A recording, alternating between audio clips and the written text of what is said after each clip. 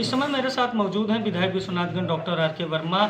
ये लगातार अपने कार्यों को लेकर, लगातार अपने बयानों को लेकर चर्चा में रहते हैं। 2 बार से विधायक हैं। अपना दल भाजपा गठबंधन से, प्रयागराज की बात की जाए या प्रतापगढ़ की, हर जगह राजनीति में इनका बराबर दखल रहता है। पिछड़ों के एक बड़े नेता माने जाते हैं, पटेल समुदाय से आते हैं। वर्तमान समय में प्रतापगढ़ के विश्वनाथगंज सीट से विधायक हैं। बहुत बहुत स्वागत है डॉक्टर साहब आपका।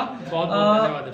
सबसे पहले हम आपसे जानना चाहते हैं कि राजनीति में, वर्तमान समय की राजनीति में पिछड़ों की भागीदारी को आप किस तरीके से देखते हैं, और सरकार, जिस सरकार के आप विधायक हैं सत्ता पक्ष के, और उसके ऊपर लगातार आरोप लगता है कि पिछड़ों का शोषण हो रहा है, दलितों का शोषण हो रहा है, तो वर्तमान समय में दलित समाज की, पिछड़े समाज की, शोषित और वंचित की राजनीति में किस तरह से भागीदारी को आप देख रहे हैं?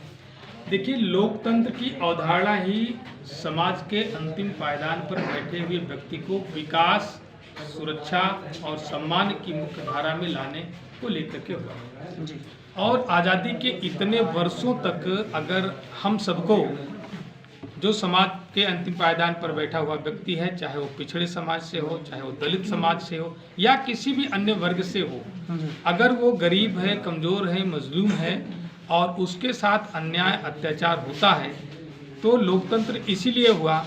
और लोकतंत्र में विधायिका इसीलिए बनी है कि ऐसे लोगों को हक अधिकार दिलाने के लिए, उनका सम्मान दिलाने के लिए। से राजनीतिक सफर आपका शुरू हुआ। जी हाँ, जी। और वहाँ से आप अपना दल गए, और अपना दल से भी अदावत की लगातार खबरें आती रहती हैं। और अब जानना चाहते हैं कि वर्तमान समय में, और 2022 का चुनाव आने वाला है, तो डॉक्टर आर के वर्मा का झुकाव किस तरफ है? देखिए, मैं आपको बता दूं, डॉक्टर आर के वर्मा किसी भी पार्टी के बंधुआ मजदूर नहीं हैं जी।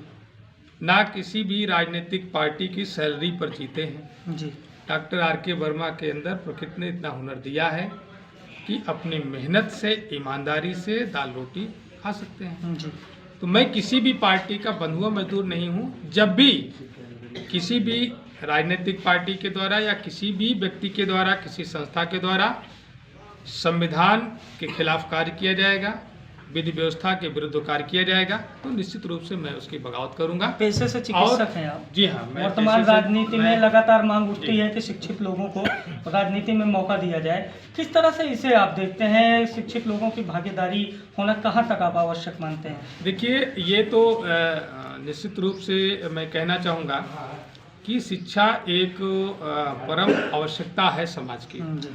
और हर एक, चाहे वो संवैधानिक संस्थाएं हों या कोई और भी संस्था हो, जब तक व्यक्ति सुशिक्षित नहीं होगा, पूर्ण रूप से शिक्षित नहीं होगा, तब तक वो बहुत सारे विषयों से अछूता रह सकता है। लेकिन शिक्षित बहुत हो और उसमें संस्कार ना हो, उसके समाज के प्रति उसके मन में कोई प्रेम ना हो, राष्ट्र के प्रति उसके मन में कोई प्रेम ना हो, तो ऐसा शिक्षित व्यक्ति, चाहे वो डॉक्टर हो, चाहे वो IAS हो, वो समाज के किसी काम का नहीं। आप बताएं। मैं ये महसूस करता हूँ कि शिक्षा के साथ साथ राष्ट्र और समाज का प्रेम उसके मन में, और जो गरीब कमजोर है, जिसके लिए लोकतंत्र बना है, उसके प्रति उसके मन में प्रेम होना जरूरी है। आप खुद को सरदार पटेल का, कई महापुरुषों का फॉलोअर बताते हैं।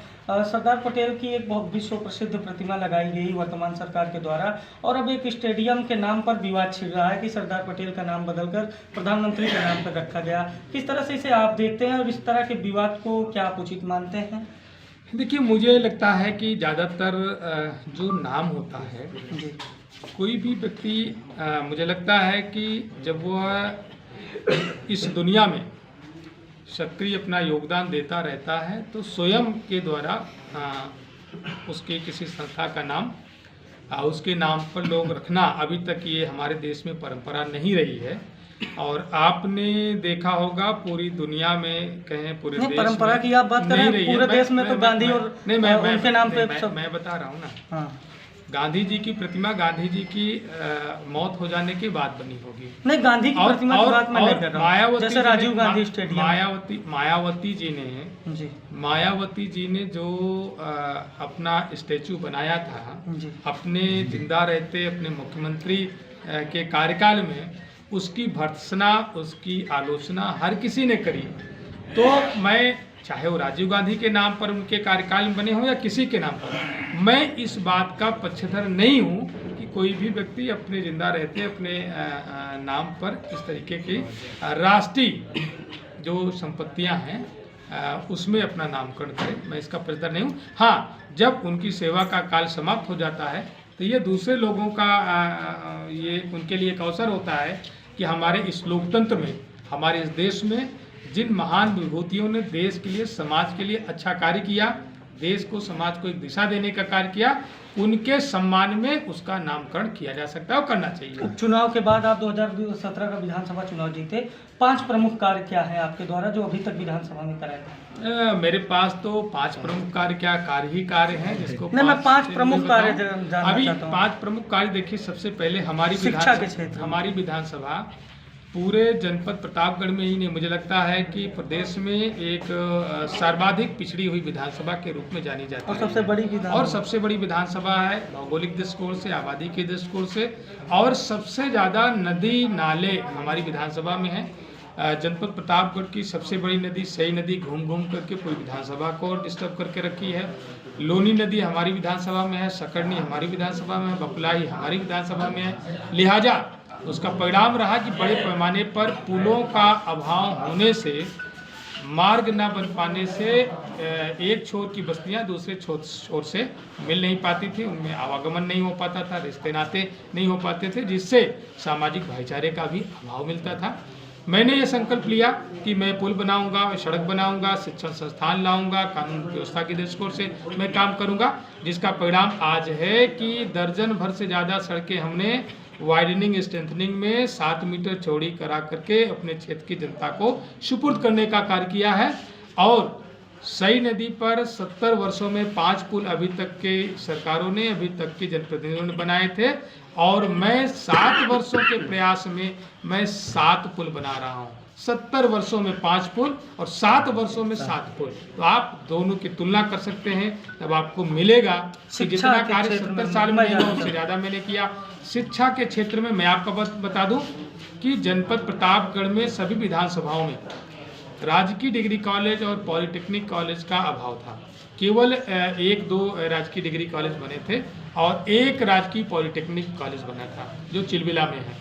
मैंने अपने प्रयास से अपनी विधानसभा में 2 राजकीय polytechnic college, 2 government degree college, जिससे कोई भी गरीब घर का बेटा और बेटी उच्च शिक्षा से वंचित ना हो जाए धन के अभाव में, इस नियत से मैंने शिक्षण संस्थान की स्थापना कराने का संकल्प लिया था।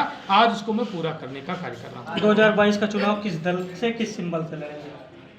मैं 2022 का चुनाव विश्वनाथगंज जनता के दल से ही चुनाव लड़ूंगा, उनके दिल से चुनाव।